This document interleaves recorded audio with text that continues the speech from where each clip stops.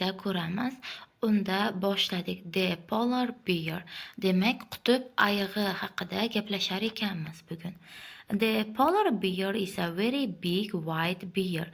Demak, qutb ayig'i judayam katta oq ayiq. We call it the polar bear because it lives inside the Arctic Circle near the North Pole. Demak, biz uni qutb ayig'i deb ataymiz, chunki u shimoliy qutb yaqinidagi Arktika doirasida yashaydi. There are no polar bears at the South Pole. Bu yerda janubiy qutbda umuman qutb ayiqlari yo'q. The polar bear lives in the snow and ice. Demak, qutb ayig'i qor va muzda yashaydi.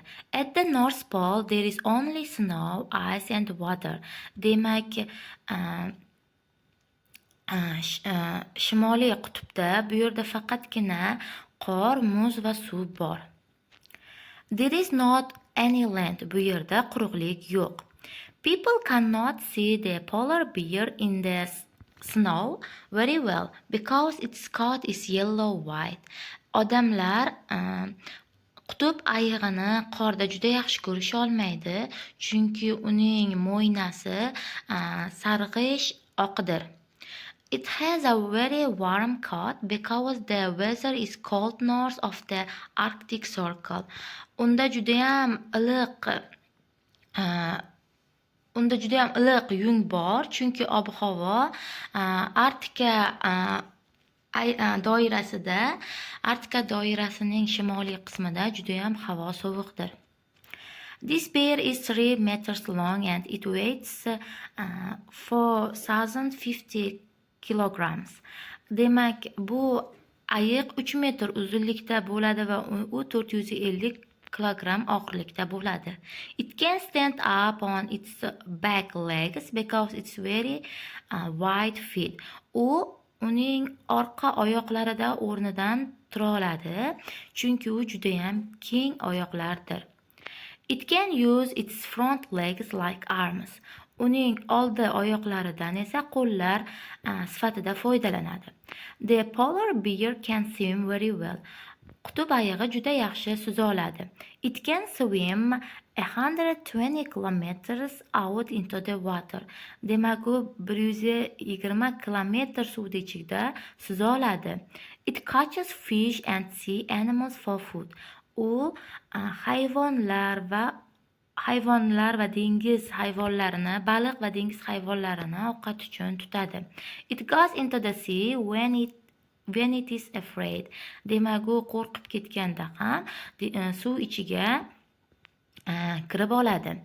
Some people want to kill the polar bear for its beautiful white coat. Ba'zi odamlar uning chiroyli mo'ynasi uchun qutb ayiqlarini o'ldirishni xohlaydi. The governments of the United States and Russia say that no one can kill polar bears now. Demak, Rossiya va AQShning hukumatining aytishicha hech kim bugungi kunda qutb ayiqlarini o'ldira olmaydi. They don't want all of these beautiful animals to die. Ular bunday chiroyli hayvonlarni o'lib ketishini xohlashmaydi. Demak, bugungi tekstimiz qutb ayiqlari haqida ekan. Xo'p, endi mashqlarni birgalikda bajaramiz. Xo'p, yangi so'zlar: polar bear qutb ayig'i, white keng bear ayiq, south janub, catch tutmoq, snow qor, north shimol, afraid qo'rqmoq, swim suzmoq, warm iliq, weight og'irlik, ice muz. Demak, tekstga mos keladigan so'zlarni o'zlaringiz qo'yib chiqasizlar. Ikkinchi tekstda ham xuddi shunday. Xo'p, sizlar bilan biz keyingisida esa C harfini yozishingiz kerak. Agarda bu so'zlar tuyaga tegishli bo'ladigan bo'lsa, kel harfini yozishingiz kerak. Agarda bu so'zlar kiviga tegishli bo'ladigan bo'lsa. Bundan oldingi ikkita darsimiz xuddi shu hayvon turlari haqida edi. Masalan, hamp, o'rkach, bu albatta camelga tegishli. Ikkiga C yozasiz. Shunday qilib bajarib chiqasiz. Xo'p, og'zaki savollarga javob berib chiqasiz. Why do we call the big white bear the polar bear?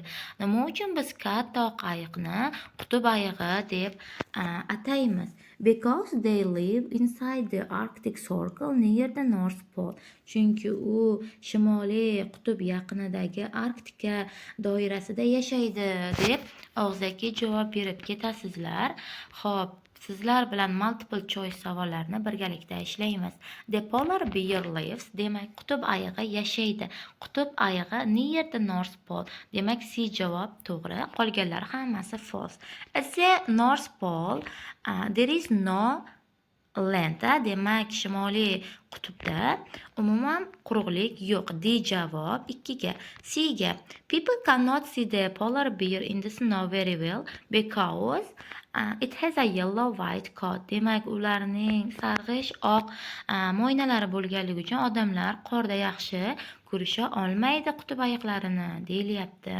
A javob to'g'ri 3ga. 4ga. The polar bear catches sea animals and fish. C javob to'g'ri.